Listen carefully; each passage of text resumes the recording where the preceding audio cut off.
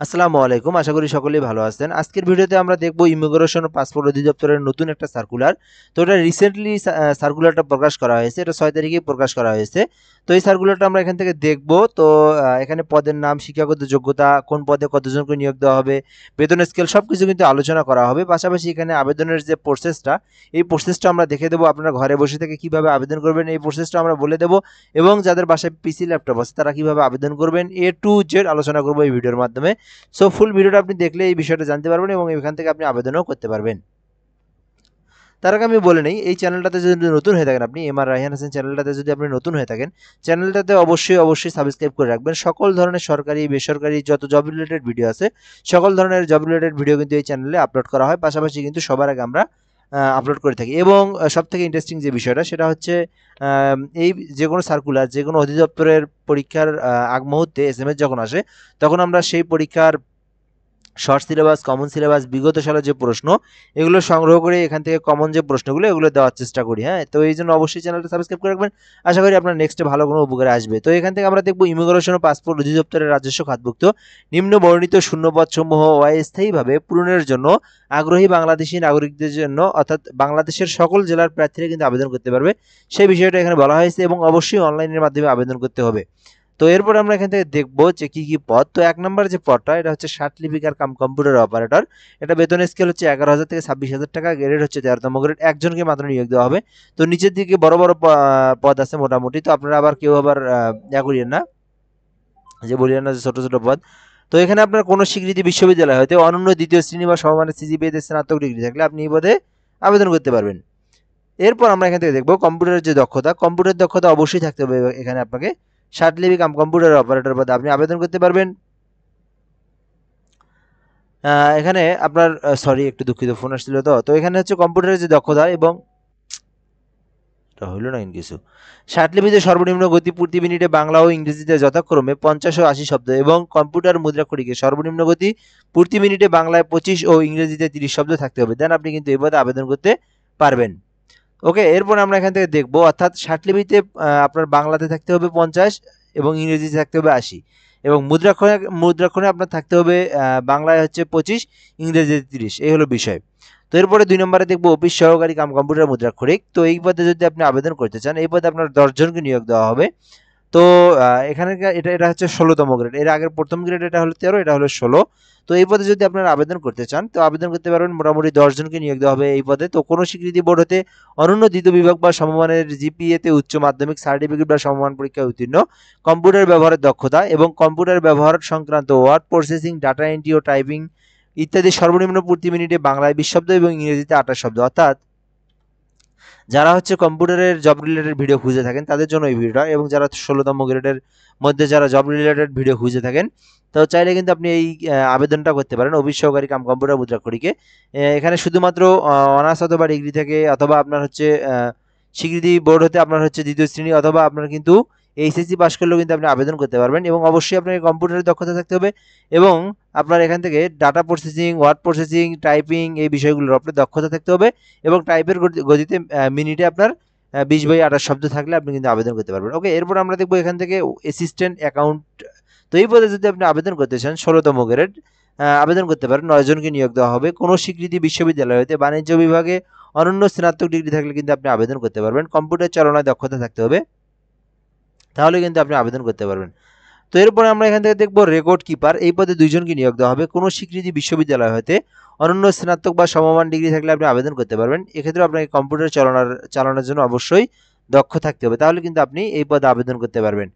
এরপর দেখবো data entry control operator. ৪ জনকে নিয়োগ দেওয়া হবে। কোনো স্বীকৃতি বোর্ড হতে অনন্য উচ্চ মাধ্যমিক সার্টিফিকেট বা সমমান পরীক্ষায় উত্তীর্ণ, তবে বিজ্ঞান বিভাগ হতে উত্তীর্ণ প্রার্থীদেরকে অগ্রাধিকার দেওয়া হবে। সংশ্লিষ্ট অ্যাপ্টিটিউড পরীক্ষায় উত্তীর্ণ হলেও আপনি আবেদন করতে পারবেন। অবশ্যই এটাতে আপনার অবশ্যই উত্তীর্ণ হতে হবে। ৬ নম্বর যেটা, সেটা হলো ক্যাশ সরকার।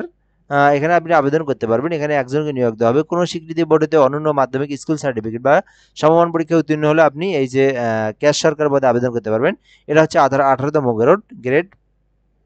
এটার বেতন হচ্ছে ৮,৮০০ থেকে ২১,০০০ টাকা। তো এই ছিল মূলত পদগুলোর নাম এবং পদের সংখ্যা, এবং এখান থেকে শিক্ষাগত যোগ্যতা। তো এরপর আমরা এখান থেকে দেখবো যে নিয়ম নীতিমালাগুলো। এরপরে দেখবো আমরা কিভাবে নীতিমালা দেখার পর আমরা দেখবো আবেদনের প্রসেসটা বা এই সার্কুলারটা আপনি কই থেকে পাবেন বা কিভাবে আপনি নিজেই ডাউনলোড করে পড়তে পারবেন। তো সরকারের সর্বশেষ জারিকৃত প্রজ্ঞাপন অনুযায়ী 1 সেপ্টেম্বর 2025 তারিখে সাধারণ ও অন্যান্য সকল প্রার্থীর ক্ষেত্রে বয়সীমা, অর্থাৎ বয়সীমা হচ্ছে 18 থেকে 32 বছরের মধ্যে হলে আপনি এই পদে আবেদন করতে পারবেন। তো কোটা সংক্রান্ত সরকারের সর্বশেষ জারিকৃত, অর্থাৎ নতুন সরকার আসার পর 2024 সালের জুলাই মাসে যে নতুন করে কোটা অনুসরণ করা হয়েছে সেই কোটাটাই কিন্তু অনুসরণ করা হবে। 3 নম্বর যেটা, সরকারি আধা সরকারি স্বায়ত্তশাসিত প্রতিষ্ঠানে বিভিন্ন কর্পোরেশনে কর্মরত প্রার্থীদের যথাযথ, অর্থাৎ আপনি যদি কোথাও সরকারি অথবা বেসরকারি অথবা কর্পোরেট প্রতিষ্ঠানে জব করে থাকেন সেক্ষেত্রে কিন্তু সেখান থেকে আপনি যদি এইটাতে আসেন, ইমিগ্রেশন এবং পাসপোর্ট অধিদপ্তরে যদি আপনি আসেন সেক্ষেত্রে কিন্তু আপনাকে ওইখান থেকে ছাড়পত্র বা অনুমতিপত্র নিয়ে আসতে হবে। তো এরপর দেখবো 5 নম্বর যেটা, লিখিত পরীক্ষায় অবশ্যই আপনার প্রযোজ্য ক্ষেত্রে মৌখিক পরীক্ষায় অংশগ্রহণ করতে হবে। এখান থেকে আমরা দেখব এই নিয়োগ বিজ্ঞপ্তি সম্পর্কিত যে কোনো সংযোজন যদি থাকে ইমিগ্রেশন পাসপোর্ট অধিদপ্তর নিজস্ব ওয়েবসাইটে পাওয়া যাবে, তারা কিন্তু এখান থেকে আপডেট দিয়ে দেবে। কর্তৃপক্ষ নিয়োগযোগ্য পদের সংখ্যা কম বেশিও করতে পারে। তো এখান থেকে একটা বিষয় বলে নেই, মনে করেন এখন থেকে নতুন একটা যে নিয়ম পদ্ধতি বের করা হয়েছে অপেক্ষমান তালিকা, অর্থাৎ মনে করেন এখানে যতগুলো পদের সংখ্যা আছে, যে পদ আছে, তো মনে করেন একটা দিয়ে উদাহরণ দিই তারপর আপনারা বিষয়টা বুঝতে পারবেন। অফিস সহকারী কম্পিউটার মুদ্রাক্ষরিকে নিবে 10 জন। তো এখানে হচ্ছে আবেদন তো অনেক করবে তাই না, তো এখান থেকে মনে করেন 10 জনকে নিয়োগ দেওয়া হবে। তো 10 জনকে নিয়োগ দেওয়ার পর তারা যদি যোগদান না করে, এখান থেকে যদি 2 জন যোগদান না করে, তো সেই 2 জন কিন্তু আপনার 10 জন নিয়োগ দেওয়া হবে, 10 জন অপেক্ষমান তালিকায় থাকবে, ঠিক আছে। তো অর্থাৎ তারা ওয়েটিং এ থাকবে। তো এখানে মনে করেন 2 জন যোগদান করলো না, ওই অপেক্ষমান তালিকা থেকে এই 2 জনকে নিয়োগ দেওয়া হবে। আবার মনে করেন 1 বছরের মধ্যে 6 মাস পরে এই 10 জনের মধ্যে কারো ভালো একটা চাকরি হইলো, বা এর থেকেও ভালো গ্রেডের চাকরি হইলো, সে যদি এখান থেকে ছেড়ে দেয়, রিজাইন দেয়, তো ওই অপেক্ষমান তালিকা থেকে কিন্তু এখান থেকে নেওয়া হবে 1 বছরের মধ্যে। এই বিষয়গুলো কিন্তু এখন আছে প্রতিটা পদের জন্য।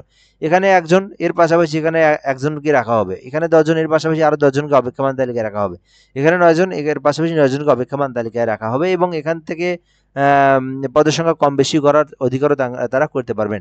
তো এখানে পরীক্ষায় অংশগ্রহণ ইচ্ছুক প্রার্থীরা dipteledo.com এইখান থেকে আপনি আবেদনপত্রটা পাবেন এবং আবেদনপত্রটাতে আপনি আবেদন করতে পারবেন। তো এই না যে আপনি এখনই আবেদন করতে পারবেন, যেহেতু আজকে হচ্ছে শুধুমাত্র সার্কুলারটা দিচ্ছে, আরও 1 সপ্তাহ পর হচ্ছে এই ওয়েবসাইটে ওপেন করে দেওয়া হবে। তো এখন কিন্তু আপনারা গেলে পাবেন না, অর্থাৎ এখন কিন্তু আবেদনটা এখনো শুরুই হয় নাই। তো আজ হচ্ছে 7 তারিখ, অর্থাৎ 7 তারিখ বলতে কি আর কয়েক মিনিট পর 8 তারিখ হবে, 12টা বাজবে। তো এখন আপনারা হচ্ছে 14 তারিখ, হ্যাঁ 14 তারিখ, আজকে হচ্ছে 8 তারিখ, 7 তারিখ, তো সামনের 14 তারিখে আপনারা আবেদন করতে পারবেন। 10টা থেকে, সকাল 10টা থেকে আপনি আবেদন করতে পারবেন, এবং আবেদনের শেষ সীমা হচ্ছে 5/10/2025 বিকাল 5 ঘটিকা পর্যন্ত সময়সীমা আছে, এর মধ্যে আপনাকে আবেদন করতে হবে।